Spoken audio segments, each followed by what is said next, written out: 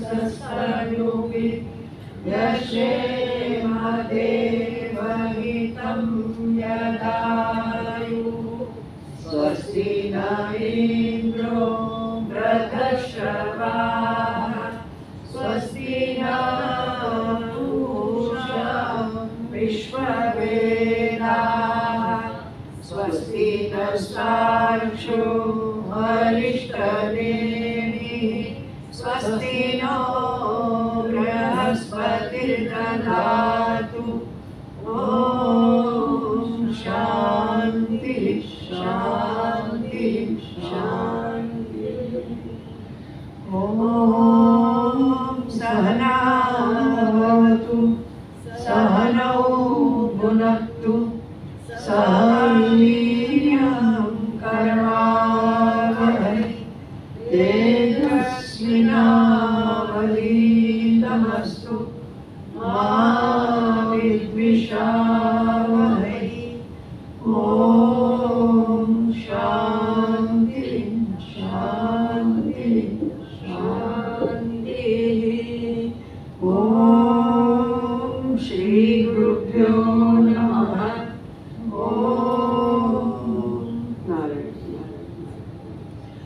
ब्रह्मश्री मानस 21 श्लोक नंबर 21 21 स्तंभः स्तेनो नभो नीलं शंखः पीतः सिताकटुः ब्रह्मैव जीवको दोषात् समं ब्रह्मास्मि दोषवत् वन्द्यापुत्रः खपुष्पं वा शशशृङ्गं यथा तथा नास्ति कालत्रये जीवो त्यस्ति ब्रह्मास्मि सर्वथा स्वच्छे ब्रह्मणि चानिच्छे चित्रं चित्रपटे यथा नैकशो बिम्बितं चित्रं चित्रं ब्रह्मास्य चित्रितम् अखण्डैकरसा सत्ता अखण्डैकरसा चितिः अखण्डैकरसा शान्तिः शान्तं ब्रह्मास्मखण्डितम्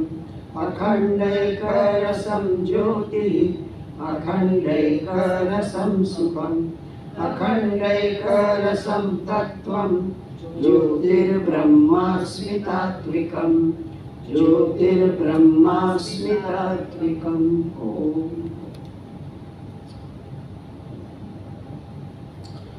ओम नमो ब्रह्मादिभ्यो ब्रह्म विद्या संप्रदाय कर्तृभ्यो वंश ऋषिभ्यो महद्भ्यो नमो गुरुभ्यः सर्वोपप्लवरहित प्रज्ञानघन प्रत्यगर्थो ब्रह्मैवाहमस्मि ओम शांति शांति शांतिः शंकरं शंकराचार्यं केशवं बादरायणं सूत्रभाष्यकृतौ वन्दे भगवन्तौ पुनः पुनः ईश्वरो गुरुरात्मेति मूर्तिभेदविभागिने व्योमवद्व्याप्तदेहाय दक्षिणामूर्तये नमः ॐ शान्ति शांति शांति अपरोक्षानुभूति आत्मा के स्वरूप का वर्णन बताया जा रहा है और हमारे यहाँ शास्त्रों में मुख्य रूप से दो प्रकार से आत्मा का नित्यत्व और जगत का मिथ्यात्व सिद्ध करते हैं। सिंपल तरीके से सहज रूप से बता रहे हैं, बहुत गहराई में नहीं। और वो ये है मुख्य रूप से जो इसमें आएगा, ये श्लोक पढ़ते हैं उसके बाद बताते हैं। आत्मा प्रकाशकः स्वच्छो देहस्तामसुच्यते तयोरैक्यं प्रपश्यन्ति किमज्ञानमतः परम्। आत्मा क्या है? प्रकाशक है, इल्यूमिनेटर है ना। एक्सपीरियंसर है, एक्सपीरियंस्ड नहीं है, इल्यूमिनेटेड नहीं है।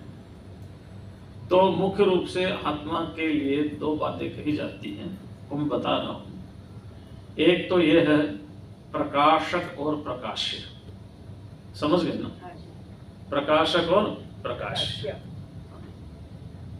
Illuminator and illuminated.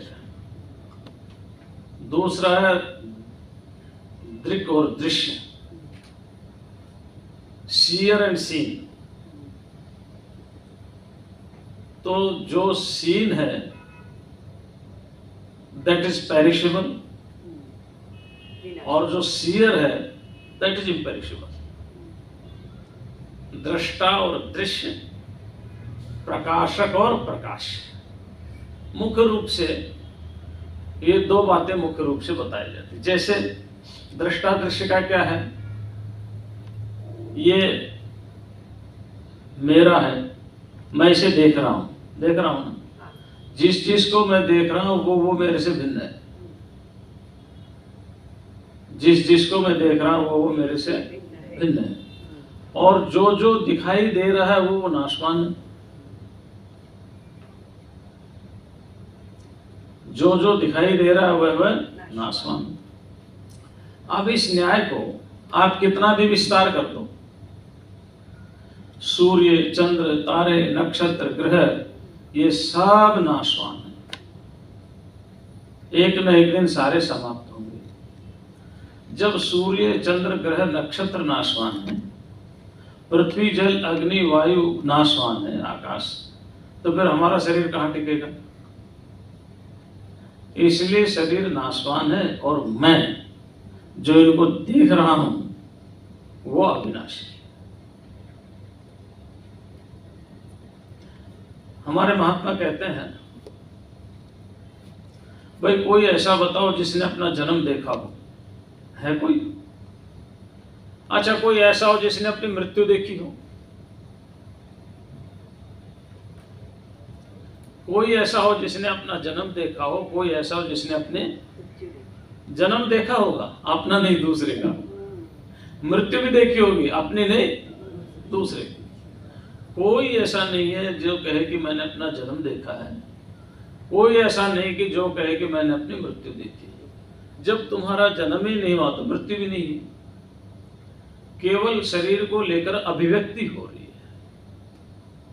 You are manifested through the senses, इंद्रियों के द्वारा तुम अभिव्यक्त हो रहे हो, नेत्र के द्वारा तुम अभिव्यक्त हो रहे हो कि रूप को देखने वाला तुम हो, कान के द्वारा तुम अभिव्यक्त हो रहे हो कि शब्द को सुनने वाले तुम हो, नासिका के द्वारा तुम अभिव्यक्त हो रहे हो, मैनिफेस्टेड हो रहे हो कि गंध को ग्रहण करने वाले तुम हो। तुम तो इस देह को लेकर खाली मैनिफेस्टेशन है, तुम्हारा अभिव्यक्तिकरण है, उत्पत्ति और नाश नहीं है। जब ये देह नहीं रहेगा तो अभिव्यक्ति का साधन नहीं रहेगा, तो अभिव्यक्त होने वाली वस्तु अभिव्यक्त नहीं होगी, तुम्हें इनका पता नहीं चलेगा। तो जो कुछ भी है, तो महात्मा कहते हैं कि किसी ने अपना जन्म नहीं देखा, किसी ने अपने, तो आत्मा जन्म और मरण से रहित है। देह में बीच में संयोग हो गया शरीर का, कर्मजन से, वासनाओं से, है ना, काल, कर्म और वासना से। तो वासना देह से संयोग हो गया, तो देह के द्वारा हम अपने आप को बता रहे हैं कि मैं हूं। नहीं, ये बताने वाला कोई नहीं होता, क्योंकि आत्मा जो है इन सब का दृष्टा है, इनको देखने वाला है। वह शब्द, स्पर्श, रूप, रस, गंध नहीं है। अशब्द मस्पर्श मरूप मरसम तथा अरसम तक, तो वहां कुछ भी नहीं है, कुछ नहीं है वहां। शरीर मिला तो हम बात कर रहे हैं, शरीर नहीं है तो बात करने का माध्यम नहीं है, तो हम परमानंद में। अशब्द मस्पर्श मरूप मर रसम, तो ये जो है ना, सारा का सारा यही है। तो जो कुछ दिखाई दे रहा है वो नाशवान है। और दूसरा मैं और मेरा, जो मेरा है वो मैं नहीं हूं, जो मेरा है वो भी नाशवान है, खाली मैं ही बचता हूं। दूसरा प्रकाशक और प्रकाश्य, ठीक है ना, दृष्टा दृश्य और दृष्टा दृश्य कोई दूसरी भाषा में मैं और मेरा, है ना। और है प्रकाशक और प्रकाश। देखो, प्राय गलत धारणा हम मान बैठते हैं। हम क्या कहते हैं कि आत्मा ज्योति स्वरूप है। क्या कहें? तो हम सोचते हैं कि जैसे हम लाइट नहीं जलाते, ऐसी आत्मा पे कोई लाइट होगी, है ना। ऐसी लाइट होगी, ध्यान करो। अच्छा, हमने ध्यान किया, क्या दिखाई दे रहा है? एक ज्योति दिखाई दे रही है। बोले यही आत्मा है। तो ज्योति को देखने वाला कौन है भाई? आत्मा जो ज्योति दिखाई दे रही है वह आत्मा नहीं है। उस ज्योति को जो देख रहा है वह आत्मा है। तो कई बार हम आत्मा ज्योति स्वरूप है तो सोचते हैं कि कहीं एक लाइट जल रही है, उसका नाम आत्मा है। हाँ? ज्योति क्या है? ज्योति पदार्थों का प्रकाशक है ना। ज्योति पदार्थों का प्रकाशक है, लेकिन रात होती है तो फिर पदार्थों को कौन प्रकाशित कर रहा है? जहां बिजली नहीं, बल्ब नहीं, लाइट नहीं, और वो कैंडल भी नहीं, मोमबत्ती भी नहीं, वहां कौन कह रहा है कि मैं हूं? अपने अस्तित्व का बोध किसको हो रहा है? तो ये जो आत्मा ज्योति स्वरूप तो है, लेकिन ये ज्योति स्वरूप कभी भी शांत होने वाली ज्योति नहीं है। सूर्य खत्म हो जाएगा, फिर क्या करोगे? आत्म ज्योति तो फिर भी। उपनिषदों में लिखा कि आत्मा क्या है? बोले ज्योति है, प्रकाश है। तो कैसा प्रकाश है? ये वो प्रकाश है जो सूर्य को भी प्रकाशित कर रहा है। सूर्य को भी प्रकाशित कर रहा है। तो इसी के प्रकाश से सूर्य और चंद्र प्रकाशित हो रहे हैं। तस्य भाषा सर्वमिदं विभाति, न तत्र सूर्यो न चंद्र तारकम, नेमा विद्युतो कुतोयम अग्नि। न वहां सूर्य, न चंद्रमा, न तारे हैं, न अग्नि है। तो ये सारे के सारे उसी के प्रकाश से प्रकाशित हो रहे हैं। तस्यैव भाषा सर्वमिदं विभाति, उसी के प्रकाश से, भाष माने प्रकाश, उसी के प्रकाश से सारे के सारे प्रकाशित हो रहे हैं। तो जो आत्मा सूक्ष्म है, वो जो ज्योति सूक्ष्म है, वो जो ज्योति अव्यय है, वह जो ज्योति शाश्वत है, वह जो ज्योति नित्य है, वह जो ज्योति व्यापक है, वह जो ज्योति सर्वज्ञ है, वह जो ज्योति सर्वसमर्थ है, सर्वशक्तिमान है, वह ज्योति आत्मा है। नॉट द लाइटनिंग इज आत्मा। समझ गए? हाँ। तो लेकिन अब क्या है, जैसे आप कोई भी कर्मकांड कराते हैं, गणेश जी लाओ, गणेश जी नहीं मिलता तो एक मिट्टी का डला लेते हैं, मिट्टी का ढेला, उस पर वो बांध देते हैं मौली, और सुपारी को बांध देते हैं, मिट्टी का डला बांध देते हैं, कहीं मौली बांध दिया, बोले गणेश जी हो गए। तो गणेश प्रतीक है किसका? उस सर्वव्यापक गणेश का। इस मिट्टी के ढेले में या इस सुपारी में हम गणेश का प्रतिनिधित्व कर रहे हैं, उस परमात्मा का। ठीक है ना? ये गणेश नहीं, हमें मालूम है तो सुपारी है, लेकिन हमने उसमें भावना कर दी। अब हमारी दृष्टि में वो सुपारी नहीं है, हमारी दृष्टि में वही गणेश है जो दुख हरता है, सुख करता है ना?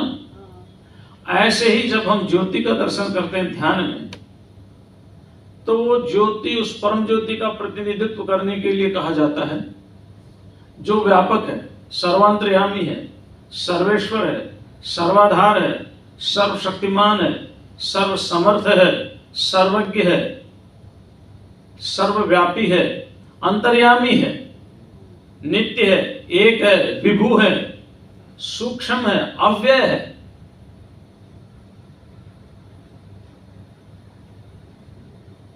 इस ज्योति ध्यान के अंदर दिखाई देने वाली ज्योति उस परम ज्योति को प्रतिनिधित्व कर रही है। लेकिन ये ज्योति दिख रही है, देखने वाला आत्मा है, तो आप उस ज्योति को आत्म प्रकाश की ओर लेकर के आए तो आप देखेंगे वो जो वृत्ति ज्योति की हमारे अंदर पैदा हुई थी वो वृत्ति शांत हो जाएगी और आत्म स्वरूप का बोध हो जाएगा। तो जो प्रकाश और प्रकाशक है, प्रकाशक नित्य है और जो प्रकाशित हो रहा है, what it may be the illuminated, what it may be the experienced, वो सारा का सारा अनित्य है। लेकिन हम इन दोनों में मिला दिया। आज डॉक्टर साहब हमारी तबीयत ठीक है इसलिए आनंद से बोल रहे हैं, कल तो बड़ी मुश्किल से बोल रहे थे, है ना। लेकिन दोनों को हमने मिला दिया। हम सोच रहे हैं, क्या सोच रहे हैं हम, कि जब से हमारा संस्कार उद्भूत हुए, समझ आई है, जब से भी 1 साल 2 साल 6 महीने 3 महीने 2 महीने जब से भी समझ आई है, हम देह को ही मेहमान करके चल रहे हैं, क्योंकि इसको ही देखा हमने। तो वो संस्कार इतने बलवान हो गए कि हम देह को मैं अपना स्वरूप मान बैठे, जबकि देह का मैं दृष्टा हूं। नेत्र को मैं देख रहा हूं, कान को मैं देख रहा हूं, इंद्रियों को मैं देख रहा हूं, मन को मैं देख रहा हूं, बुद्धि को मैं देख रहा हूं, मैं इनसे परे हूं। लेकिन संस्कार इतने बलवान हो गए, इतने बलवान हो गए अज्ञानता के कारण, अब उसको छांटना बड़ा मुश्किल हो गया, बहुत मुश्किल हो गया। तो बुद्धि जिसके द्वारा प्रकाशित हो रही है, मन जिसके द्वारा प्रकाशित हो रहा है, इंद्रियां जिसके द्वारा प्रकाशित हो रहा है, अंतःकरण जिसके द्वारा प्रकाशित हो रहा है, ये शरीर जिसके द्वारा प्रकाशित होना मतलब ज्ञान, जानना। प्रकाश का मतलब ज्ञान है। स्वयं ज्योतिरात्मा, ये उपनिषद वचन है। तो स्वयं ज्योति का मतलब है ज्ञान स्वरूप। तो यहाँ प्रकाश का अर्थ क्या है? ज्ञान। ज्योति का अर्थ क्या है? यहाँ ज्ञान। जो शरीर को प्रकाशित कर रहा था, जो शरीर को जान रहा है, जो बुद्धि को प्रकाशित कर रहा था, जो बुद्धि को जान रहा है। तो बुद्धि को जानने वाला नित्य है, बुद्धि जाने जाने वाली है इसलिए अनित्य है। संसार को जो जान रहा है तो जानने वाला नित्य है और जाना जाने वाले संसार अनित्य है। लेकिन दोनों को मिला दिया, मिक्स कर दिया, एक कर दिया। तो वो ये कह रहे हैं, बड़ा आनंद है, ये सब्जेक्ट बहुत प्यारा है। हाँ, आत्मा प्रकाशकः, आत्मा प्रकाशक है। प्रकाशकः माने ज्ञानवान है ना। आत्मा प्रकाशक है अर्थात आत्मा ज्ञानवान है, ज्ञान स्वरूप है, ज्ञप्ति स्वरूप है ना।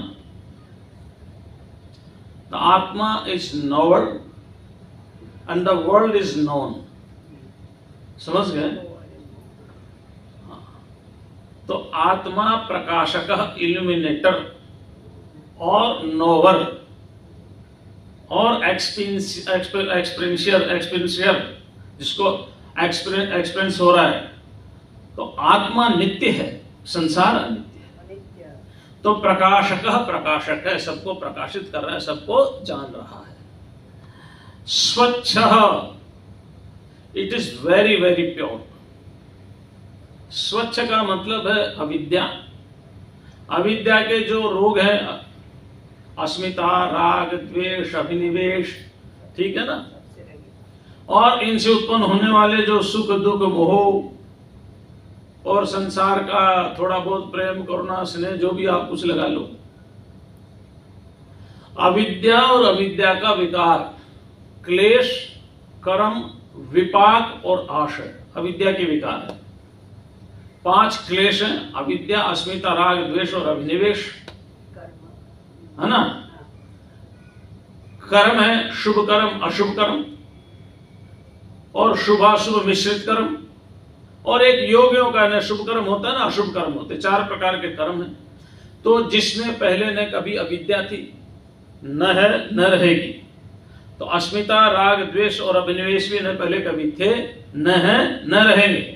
न कर्म चारों प्रकार के, शुभ कर्म, अशुभ कर्म, शुभाशुभ मिश्रित कर्म, और न शुभ कर्म न अशुभ कर्म, ये कभी जिसमें थे।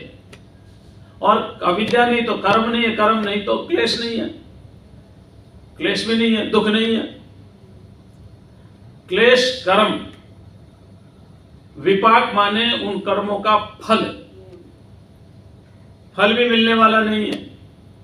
और आशा माने संस्कार, जिसमें क्लेश नहीं है, 5 क्लेश हैं, जिसमें कर्म नहीं है, कर्म का फल नहीं है, और उत्पन्न होने वाला संस्कार नहीं, न पहले कभी थे, न आज हैं, न आगे रहेंगे। ऐसा जो आत्मा है उसको स्वच्छ बोलते हैं। वो क्या है? स्वच्छ, स्वच्छ, साफ सुथरा। हमारे यहाँ लोकल गांव की भाषा में बोलते भाई साफ सुथरा आदमी है ना? यहां भी बोलते होंगे।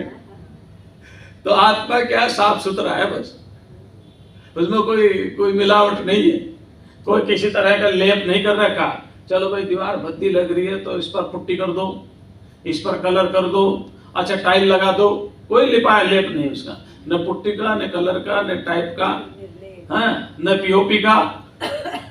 ऐसी आत्मा जिस पर कोई लेप है ही नहीं, निर्लेप है वो, निर्लेप, साफ सुथरा है ना? स्वच्छ माने एकदम साफ सुथरा, वेरी प्योर, वेरी प्योर, बहुत शुद्ध है। समझ गए ना? अब इससे सरल तो क्या समझाऊंगे साफ सुथरे का? वेरी प्योर है। क्यों माता जी? आनंद से बोलना चाहिए ना देहाती भाषा में। बात तो वही समझनी है जो हमें समझनी है। हाँ, और क्या, एंजॉय। देखो साधना का मतलब आप मस्त रहो। साधना का मतलब धीर गंभीर होकर के, ये नहीं आत्मा स्वच्छ है, आत्मा निर्लेप है, आत्मा में किसी प्रकार का लिपायमान नहीं है। अरे बोल दो ना साफ सुथरी आत्मा है भाई, बात तो वही है ना। ये साधना का फल है, आनंद है ना। तो आत्मा क्या है? शुद्ध है, अविद्या नहीं। अविद्या के कार्य, सारा का सारा कार्य अविद्या का ही है, वो नहीं है। माया नहीं है, अज्ञान नहीं है, अज्ञान का कार्य नहीं है, ऐसा आत्मा है। कितना प्यारा हमारा स्वरूप, और हम उसको भूल बैठे।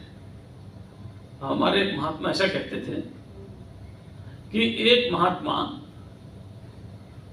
कुएं में गिर गए। ऐसा वो बोलते थे, समझाने के लिए कुएं में गिरे नहीं थे। कभी भी बाबा जी को कुएं में गिरेगा भाई, आनंद में रहने वाला हो, लेकिन कुएं में गिर गए, कहने लगे बचाओ बचाओ बचाओ। गांव इकट्ठा हो गया, महात्मा को निकाला।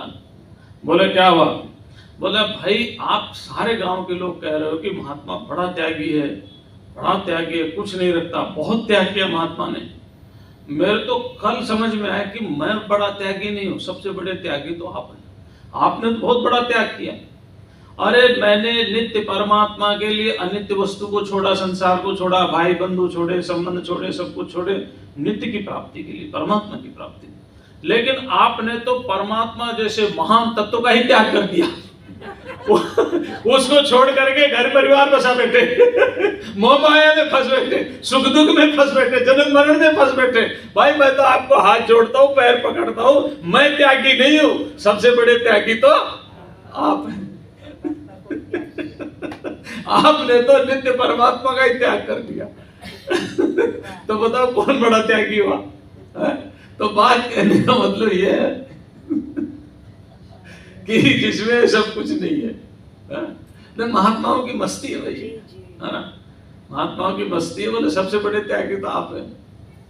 तो आत्मा प्रकाशकः स्वच्छ। और क्या है आत्मा? देह क्या है? देह तामस उच्यते। देह तामस कहला, तामस माने अविद्याजन्य, तामस माने अज्ञान से उत्पन्न होने वाला। समझ गया ना? कहीं ऐसा मत समझ लेना कि आत्मा में तो सत्वगुण है और शरीर में तमोगुण है। आत्मा गुणातीत है। क्या है? गुणातीत। गुणातीतान समत्येतान ब्रह्म भूयाय कल्पते। आत्मा गुणातीत है। देह में सत्वगुण, रजोगुण, तमोगुण है, क्योंकि ये अविद्या का कार्य है। अविद्या से पैदा हुआ है।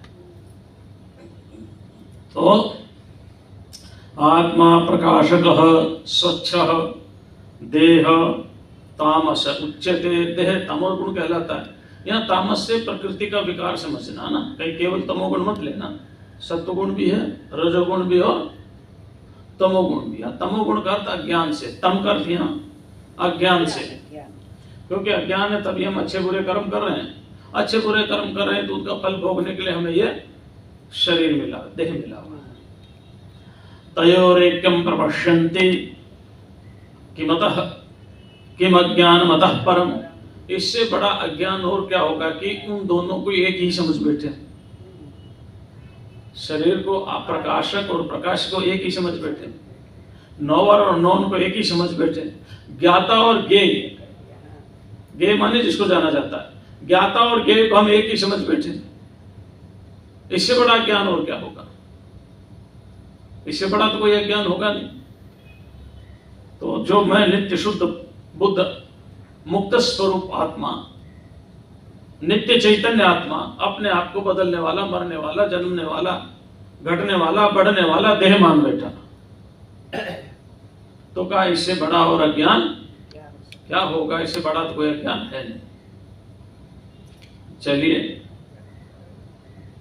आगे चलें। आत्मा नित्यो हि सद्रूपो देहो नित्यो हि सन्मयः तयोरेकं प्रपश्यन्ति किमज्ञानमतः परम। आत्मा क्या है? नित्य है। क्या है? नित्य किसे कहते हैं? वेदांत में नित्य कहते हैं जो तीनों कालों में एक जैसा है। त्रिकालाबाधितत्वम नित्यत्वम, जिसमें तीनों काल से जिसका बाध ना हो। अब ये तीन काल भी हमने अपनी सुविधा के लिए बनाए हैं। ईश्वर में कोई काल नहीं होता, आत्मा में काल नहीं, ध्यान रखना। जैसे हम कहें कि भाई संसार कब बना, कब का मतलब काल आ गया, और काल का मतलब हो गया सृष्टि बन चुकी। सृष्टि बनेगी तो काल आएगा ना। टाइम एंड स्पेस ये सृष्टि के भाग हैं। कब और कहां, कब कहां कैसे क्यों, ये सारा सृष्टि होने पर होता है। सृष्टि नहीं है तो कब भी नहीं है, क्यों भी नहीं है, कहां भी नहीं, कुछ नहीं है। तो ध्यान रखना, परमात्मा कालातीत है। कालातीत का मतलब ये काला मत समझ लेना, है ना। Beyond the time and space, in the divine, in the atman there is no time, there is no space. तो ये जो नित्य शब्द का प्रयोग किया है, नित्य शब्द का प्रयोग हमें समझाने के लिए किया है कि ईश्वर तीनों कालों में एक समान रहता है। अच्छा, हम क्या कहते हैं? ईश्वर त्रिकालदर्शी है, क्या बोलते हैं?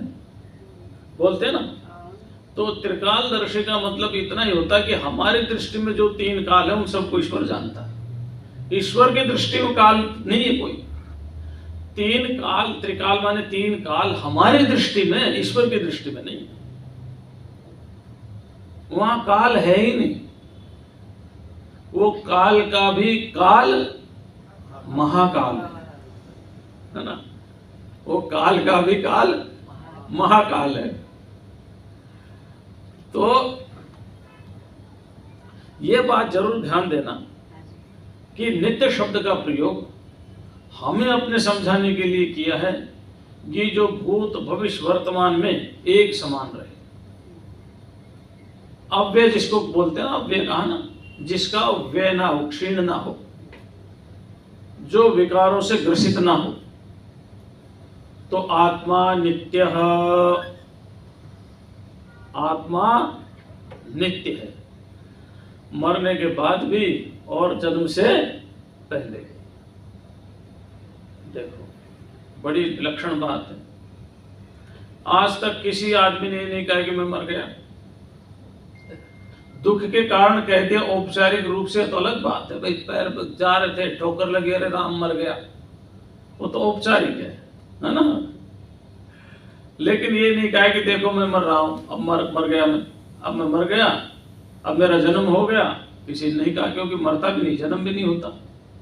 औपचारिक रूप से भले ही कह दो पैर में ठोकर लगी तो राम मैं मर गया, ठीक है ना। थोड़ा सा ऑफिस लेट पहुंचे, अरे मर गए राम। ऑफिस लेट पहुंचने मरता थोड़ी, पर एक प्रयोग है ये, दुख को अभिव्यक्त करने का प्रयोग है। लेकिन वास्तविक मृत्यु किसी ने नहीं देखी, क्योंकि मरता ही नहीं तो मृत्यु कैसे देखेगा? जन्म होता ही नहीं उसको, तो जन्म देखेगा कैसे? इसलिए आत्मा नित्य है और सद्रूप है, मतलब सत्ता है उसकी, सत्ता एग्जिस्टेंस सब्सटेंस है वो, सत्ता है उसकी, असत्ता नहीं है, अभाव नहीं है, भाव रूप है। आत्मा अभाव रूप नहीं है, भाव रूप है। जैसे मान लो ये सारी सृष्टि है, इसका तो एक दिन प्रलय होगा, तो इसका अभाव हो जाएगा। हमारे यहाँ अभाव 4 प्रकार का है, 4 प्रकार का है। एक प्राग भाव, यानी मिट्टी में घड़ा बनने से पहले घड़े का अभाव, घड़ा अभी बना नहीं तो घड़ा है नहीं, तो उत्पन्न होने से पहले अभाव को प्राग भाव बोलते हैं। मिट्टी में घड़ा बनने से पहले घड़े का अभाव था, घड़ा था नहीं। एक बोलते प्रध्वंसा भाव, एक प्राग भाव, एक प्रध्वंसा भाव।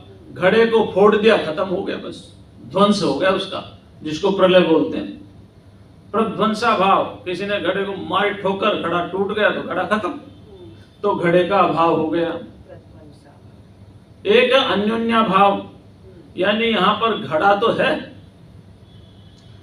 है लेकिन फ्रिज नहीं है, तो फ्रिज की दृष्टि से घड़े की दृष्टि से फ्रिज का अभाव है। अगर फ्रिज है घड़ा नहीं है तो फ्रिज की दृष्टि से घड़े का अभाव है। एक की दृष्टि से दूसरे का अभाव। जैसे राम और मोहन 2 व्यक्ति हैं, राम यहां आ गए तो हम क्या कहते हैं? मोहन नहीं है, तो राम की दृष्टि से मोहन का अभाव। मोहन है, राम नहीं है, तो मोहन की दृष्टि से राम का अभाव। अन्योन्या भाव, एक है और एक नहीं है ना, एक है और एक नहीं। जैसे यहां मैं बैठा हूं तो मैं अकेला ही तो बैठ सकता हूं ना यहां, जब मैं उठूंगा तो दूसरा बैठेगा, तो मेरा जब यहां अभाव हो जाएगा तो दूसरा आएगा, जब दूसरे का अभाव हो जाएगा तो तीसरा आएगा। तो अन्योन्या भाव इसको बोलते हैं।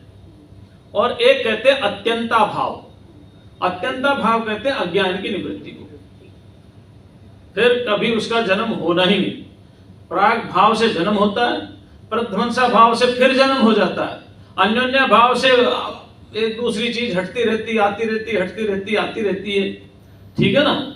लेकिन अत्यंता भाव से कहते हैं जब अज्ञान की निवृत्ति हो जाती है, फिर आवागमन खत्म, जन्म मरण खत्म।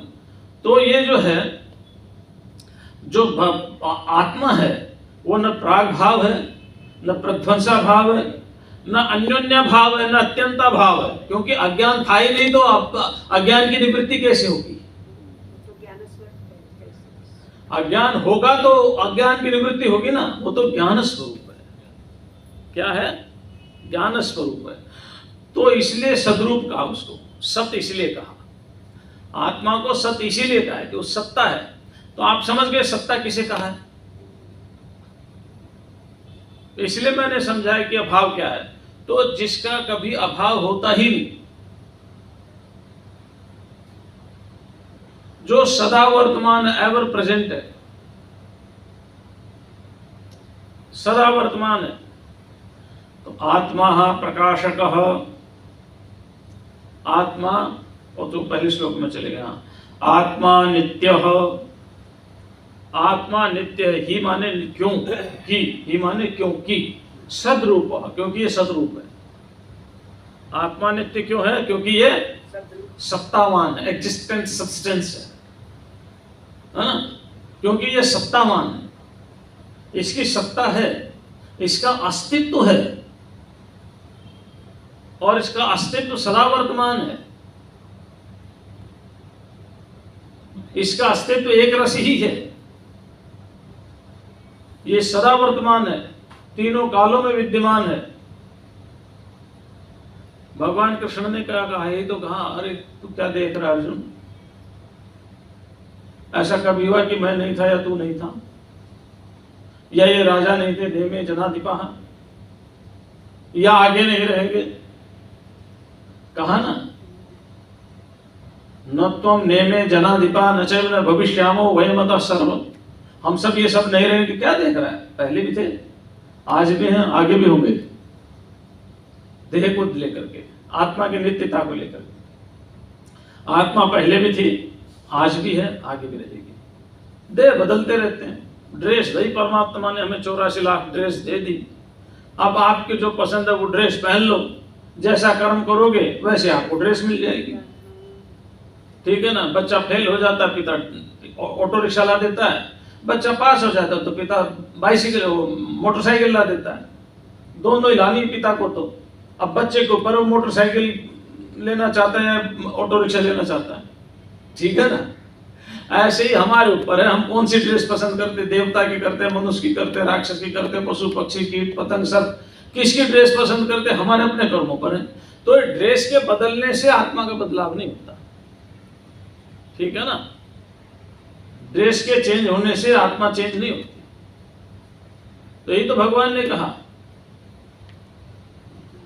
यही कहा, वासांस जीर्णानि यथा विहाय नवानि गृह्णाति नरोपराणि तथा शरीराणि जीर्णान्यन्यानि विहाय नवानि गृह्णाति। तो ऐसा ही है बस। इसलिए भगवान ने कहा भाई ऐसा नहीं अर्जुन कि ये हम और तुम पहले नहीं थे, ये राजा नहीं थे, ये हम आगे नहीं रहेंगे, ये तो परंपरा चलती रहेगी, हम भी थे, ये भी थे, अब भी हैं, आगे भी रहेंगे, क्योंकि आत्मा नित्य है, आत्मा नित्य है और सद्रूप है, अस्तित्ववान है, सत्तावान है, एग्जिस्टेंट सब्सटेंस है वो। तो आत्मा नित्य ही सद्रूपो, और शरीर कैसा है, देहो नित्यो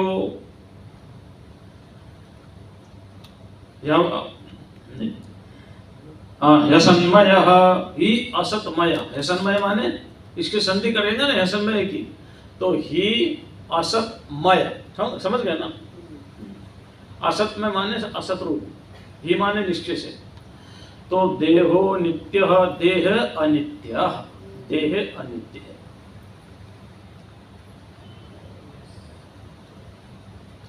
भगवान कृष्ण ने भी यही बोला ना कि शरीर में जैसे 3 अवस्थाएं आती हैं, कौमारम यौवनम जरा,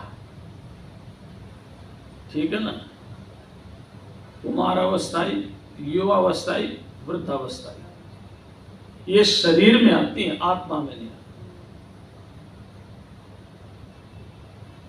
आत्मा तो जो एक ही है, जो कुमारावस्था में था वही युवावस्था में, जो युवावस्था में वही वृद्धावस्था में। नहीं तो आप ये नहीं कहते एक बार बचपन में, है ना, एक बार बचपन में स्कूल में हमने ऐसा काम किया, घर में ऐसा काम किया, रिश्तेदार आए थे, ये आए थे, वो आए थे, बचपन की सारी स्मृतियां आप सुनाते नहीं अगर आत्मा बदलता तो, ठीक है। एक बुद्धों का मत है क्षणिकवाद, वो कहते हैं हर क्षण क्षण में परिवर्तन होता है, उत्पाद ध्रुव युतम ही सब, ये उनकी परिभाषा है। उत्पन्न हुआ खत्म हुआ, उत्पन्न हुआ खत्म हुआ, उत्पन्न हुआ खत्म हुआ, ये जो प्रत्यय चलता रहता है ये क्षण क्षण में बदलता रहता है। तो हमारे न्यायिक हुए उदयनाचार्य, तो उन्होंने बौद्धों के ऊपर एक कटाक्ष किया, नास्ते आत्मा क्षणभंग मात्र मधच स्वर्गाय चैत्यार्चनम, आत्मा है नहीं, जो है वो भी क्षणभंगुर है, और स्वर्ग में जाने के लिए बड़े बड़े चैत्य बना दिए। बौद्धों के मंदिरों को चैत्य बोलते, स्तूप जो है ना। पर जब आत्मा है नहीं, सब कुछ क्षण ही कहते हो, स्वर्ग में कौन जाएगा, कौन जाएगा, क्यों इतने बड़े बड़े चैत्य बनाए।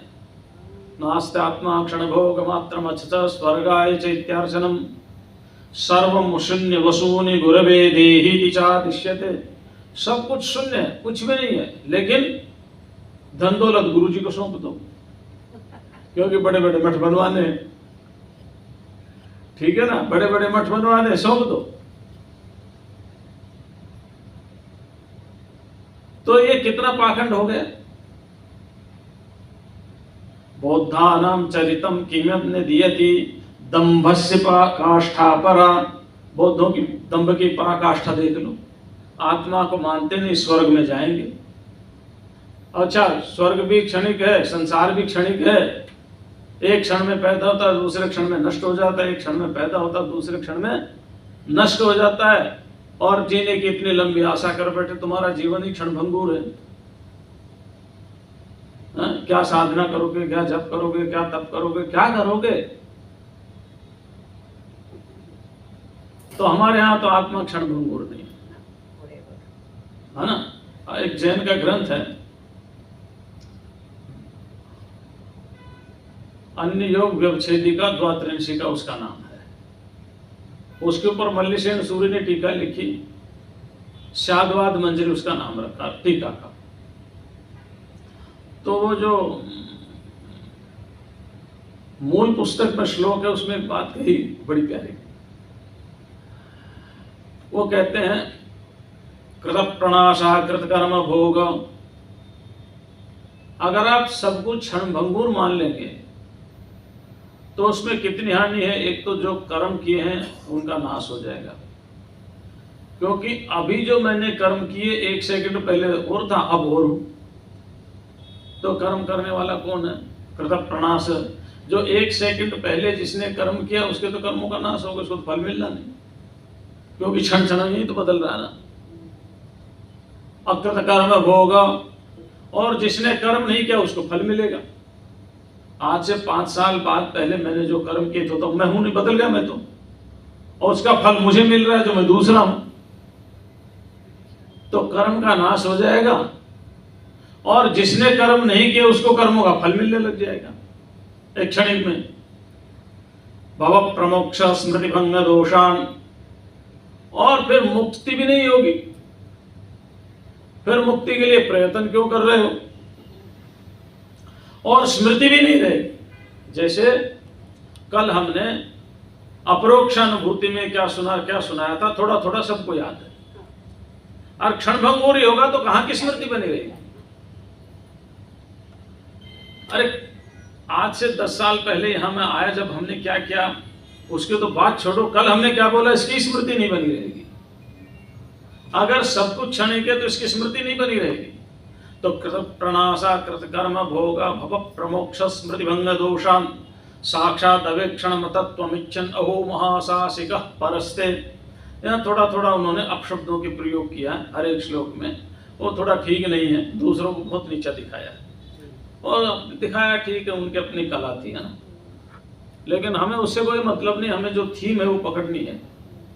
तो आत्मा को अगर आप क्षणिक मान लेंगे तो जो देह के द्वारा कर्म किया जा रहा है वो कर्म कौन कर रहा है, उसका फल कौन भोग रहा है, मोक्ष किसका होगा। और ये जो 10 साल पहले की 15 साल पहले की स्मृतियां बनी रही है, ये किसको बन रही है?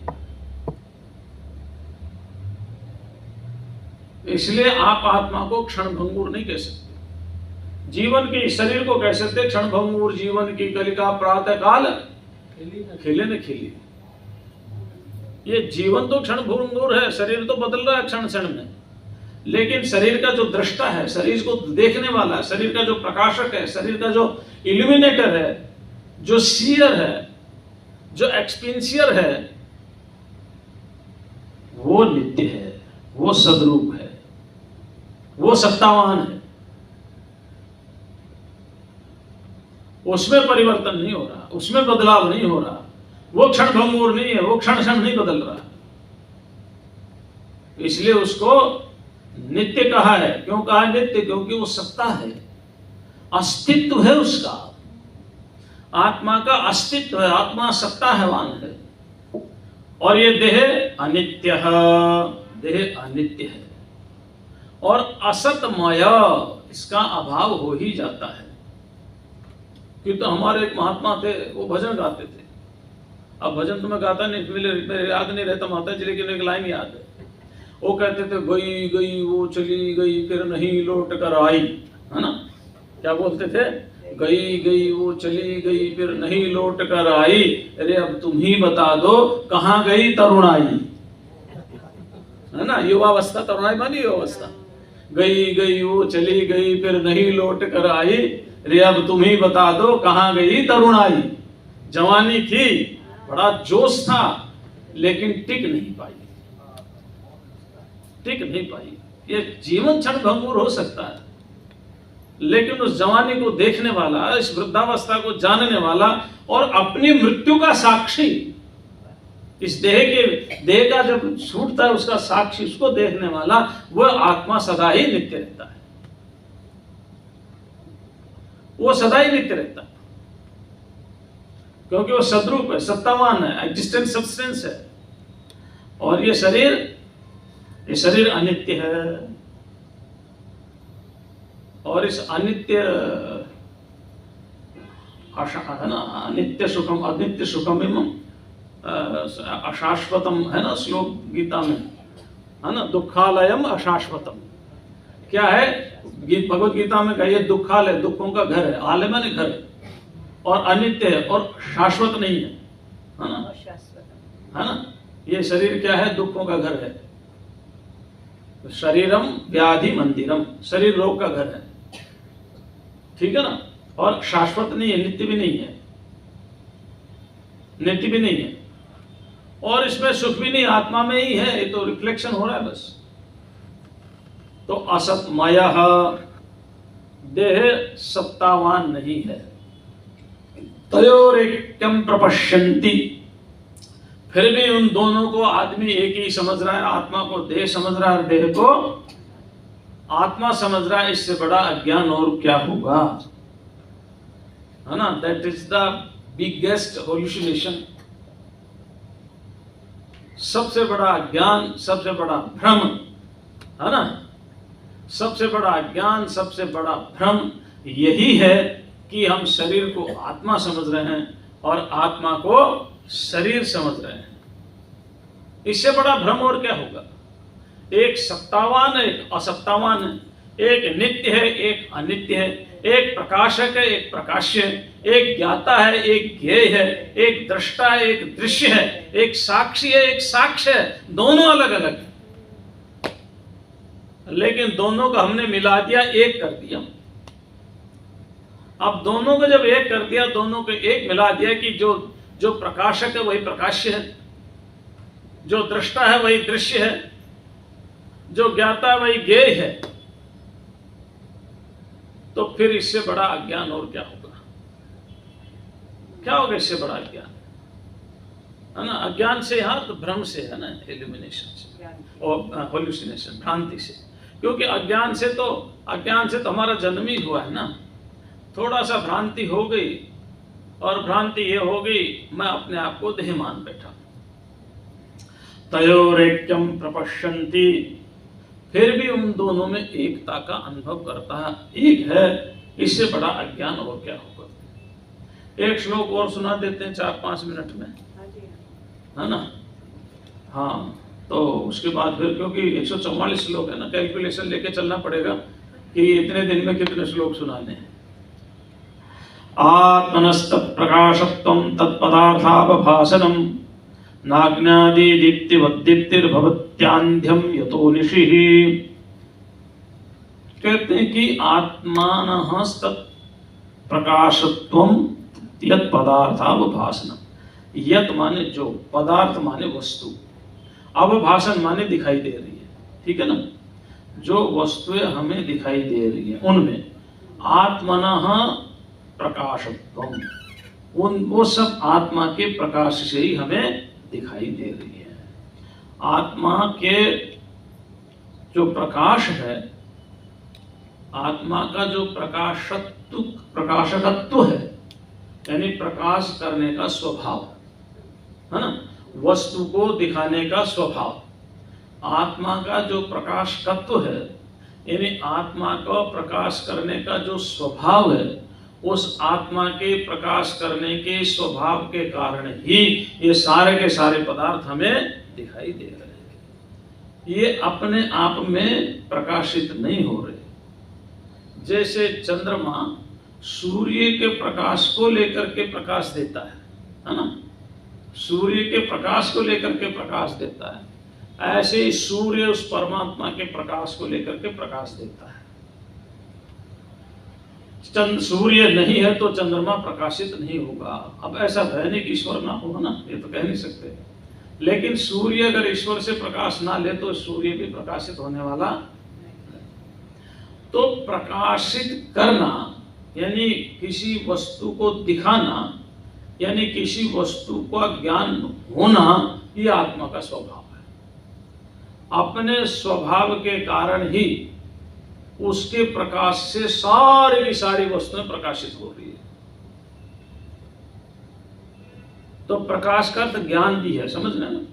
उनके ज्ञान स्वरूप होने से ही, यानी परमात्मा के प्रकाश स्वरूप होने से, अर्थात परमात्मा के ज्ञान स्वरूप होने से ही सारी वस्तुएं प्रकाशित हो रही हैं। अर्थात सारी वस्तु हमारे समझ में आ रही है, दिखाई दे रही है, उनका ज्ञान हो रहा है।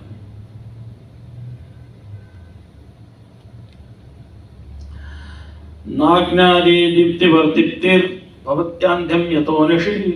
जैसे अग्नि का प्रकाश है वैसा इसका प्रकाश नहीं, क्योंकि अंधेर अग्नि नहीं होती तो भी ये प्रकाशित होता है ना। जंगल में भयंकर जंगल, आंधी तूफान चल रहा, आधी रात हो गई है, भटक रहा है, पता नहीं कहाँ है, तो भी शब्द के द्वारा ये अपने आप को बता देता है कि मैं यहाँ हूं। तो किससे प्रकाशित हुआ? वो आत्मज्योति से। वो अंधकार था, आंधी थी, तूफान थी, चारों तरफ घिरा हुआ था, और आप कभी जंगल में रह नहीं रहे मालूम नहीं, जंगल में भयंकर आवाज आती है, ऐसा लगता है हवा पेड़ों को चीर करके निकल रही हो, तो तेज आवाज आती है, सही से की भयंकर आवाज आती है। और ये बड़ और पीपल, ये बड़े पेड़ है ना, ये शांत वातावरण में भी ऐसे झूमते हैं, एकदम इनमें गैस बनती है, और गैस बन करके ऐसे झूमते मानो किसी ने पकड़ करके इनको पूरी तरह हिला दिया हो। हाँ, अब हम तो जंगल में बहुत साल रहे हैं ना, या जंगल का बहुत अनुभव हमें, हम तो अपने आप को जंगली बोलते हैं, है ना। तो कहने का अर्थ है कि वहां पर भी आत्मा के प्रकाश से ही प्रकाशित होता है। अच्छा, इसकी शेष व्याख्या कल करेंगे, आज इतना ही। ओम शांति शांति शांति। ओम पूर्णमदः पूर्णमिदम्। जय महाराज जी के पवित्र श्री चरणों वंदन। आज सुद अष्टमी, मंगलवार दिनांक 3 जून